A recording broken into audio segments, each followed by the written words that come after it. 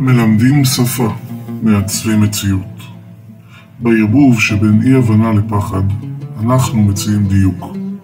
ביחקי ערבי, אנחנו מלמדים את הערבית ככלי לחשיבה, תקשורת והתמצאות במציאות מורכבת. לא רק לדעת מילים, לדעת מה קורה ולדעת לפעול בהתאם. לקרוא את השטח, להבין הקשר, לזהות הזדמנויות, למנוע טעויות.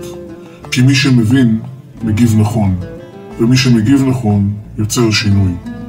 השפה הערבית איננה רק גשר, היא מכשיר של ידע, של נוכחות, של תבונה.